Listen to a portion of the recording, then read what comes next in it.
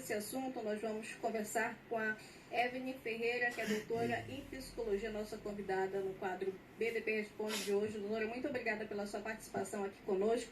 Eu vinha falando anteriormente que parece ser engraçado, né, ter medo de algumas coisas, mas é sério, né, fobia, sentir medo provoca aí uma série de sintomas para quem tem, né, algum tipo de fobia. Bom dia. Bom dia, Márcio, e a todos que estão nos assistindo. A fobia, ela é um sintoma construído a partir de uma situação traumática. Essa situação traumática, ela pode ter a ver com aquele objeto da fobia ou não. E o sujeito cria a fobia como forma de proteção daquele trauma, daquela situação que ele viveu. De que forma essas pessoas acabam descobrindo isso? A gente viu na reportagem que desde criança, né, essas pessoas já começam a apresentar esse tipo de medo. Isso, esse medo extremo, ele vai se manifestando nas situações diante daquele objeto, ou só de pensar que você vai se aproximar daquele objeto, daquela situação, esse medo exacerbado, incapacitante, dispara, muitas vezes com sintomas orgânicos, como sudorese, taquicardia, sensação de sufocamento, dor de barriga, dor de cabeça, tremores. É uma série de sintomas e é bem sério, viu, Márcio? Márcio tem uma pergunta para a senhora, doutora. Isso, tem a pergunta aqui do Wagner Monte. Bom dia para você, Wagner, obrigado por participar. Ele comenta que é inexplicável o pavor que ele tem de aranha. Ele não sabe o motivo, mas realmente tem muito medo. E aí, doutora, as pessoas tentam, né, buscar uma explicação. E isso acaba também causando uma certa perturbação, porque você não consegue compreender por que tem esse medo. Digamos assim, qual é o passo, a indicação? É realmente não ficar pensando nisso, não tentar buscar explicações e de fato tratar de uma forma correta com um especialista? Isso. Principalmente quando esse medo é tão grande, que é incapacitante, é importante você buscar escutar esse problema, saber por que isso se deu. A psicoterapia é uma estratégia muito eficaz, porque você vai oferecer um espaço para escutar essa questão. E não buscar soluções muitas vezes diretas, objetivas, que podem não ter muito a ver com aquele medo. As pessoas ligam muito a um tabu, né? Ficam com vergonha de falar que tem determinada fobia e acabam não buscando ajuda. O quanto isso é prejudicial? Isso se torna um prejuízo quando você deixa de ir para situações sociais, onde você vai se deparar com aquele objeto, você deixa de fazer uma prova, deixa de ir para uma reunião de trabalho, deixa de viajar só de pensar que vai ter que entrar no avião. Então, quando você vai tendo muitos prejuízos na sua vida social, nas suas relações, muitos sintomas físicos, é importante você não olhar mais só como uma característica, é o jeito da pessoa. Isso pode adiar você buscar um cuidado, uma escuta, um tratamento específico para aquela fobia, porque a fobia é um transtorno crônico. Certo, a gente tem mais perguntas, mais participações, Márcio? Temos sim, o Carlos Manito, mora no bairro de Nazaré, aqui em Belém. Obrigado, Carlos, pela sua participação. Ele traz uma pergunta bem interessante, né? Ele dá um exemplo aqui, pavor de viajar de avião. E aí, como vencer o medo? Ele quer saber, é enfrentando de frente? Algumas pessoas, mesmo sabendo que terão que enfrentar, elas não conseguem.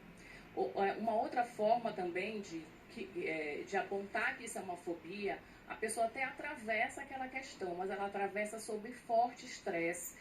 Depois que ela passa por aquela situação, é como se ela tivesse sido atropelada. Então, algumas pessoas, embora objetivamente elas saibam que elas vão ter que enfrentar aquilo, elas não conseguem. Uma forma de você lidar com isso é fazendo uma aproximação sistemática com aquela situação, se aproximando aos poucos até a situação final. Ou ir acompanhada de alguém que lhe passe segurança, que possa lhe dar um apoio diante dessa situação tão aversiva, extrema. Tem mais participações do estúdio, Márcio? Tenho sim, a Ivone está participando. Obrigado, Ivone, você que mandou mensagem para a gente. Ela diz que tem fobia a escuro, a sapo, osga, aquele bichinho da parede que ela comenta, ela pergunta, o que eu posso fazer para melhorar? Ela comenta ainda que chegou a desmaiar na rua e se machucar porque viu esses objetos, esses insetos, perdão. E ela pergunta, qual profissional deve procurar? Essa pergunta é muito importante, porque quando a fobia já vem associada de muitos sintomas físicos, realmente é a hora de você buscar um profissional, um cuidado profissional, porque uma queda pode gerar uma fratura, um acidente maior. Geralmente, associada à psicoterapia, há também o tratamento psiquiátrico, porque já vem uma gama de sintomas que serão analisados e avaliados e manejados pelo profissional da psiquiatria também. A gente tem mais participações. Vamos agora à pergunta da Sheila. Obrigado, Sheila, por participar. Ela comenta, doutora, que a neta dela tem muito medo de barata e é nervosa por tudo. Ela tem 4 anos e já perdeu até tufos de cabelo. Tem suor nos pés e nas mãos. E ela quer saber se essas reações têm relação com esses medos que ela tem. E geralmente surge na infância, né, doutora, essas fobias? Isso, geralmente surge na infância porque a criança ainda é um sujeito frágil que está construindo a sua defesa, está construindo a sua subjetividade, o seu lugar no mundo, a sua relação com a lei, com as regras.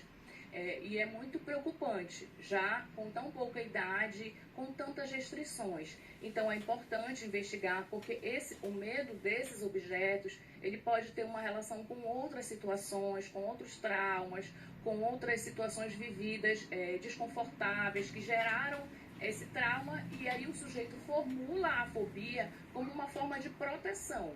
Mas é preciso investigar.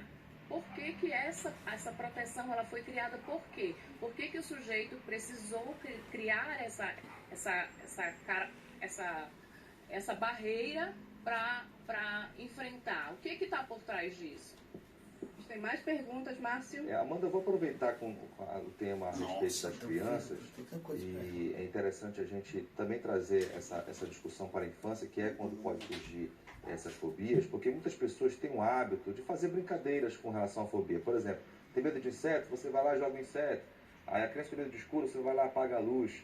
Qual o risco que isso pode gerar em relação a essa fobia? Isso é muito ruim. Porque denota um desrespeito àquela pessoa, àquela fobia. Isso não ajuda, isso atrapalha e faz com que a pessoa que tem a fobia não tenha confiança, perca a confiança naquelas pessoas que estão ao redor. Isso não é bom. Márcio, mais participações?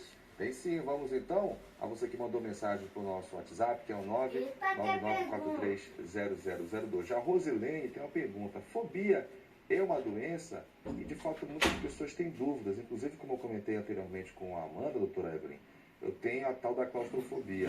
Fui fazer ressonância uma vez, foi um transtorno, foi realmente bem difícil. E aí a gente fica se perguntando, é uma doença? É um transtorno? De que forma a fobia ela é vista pela medicina?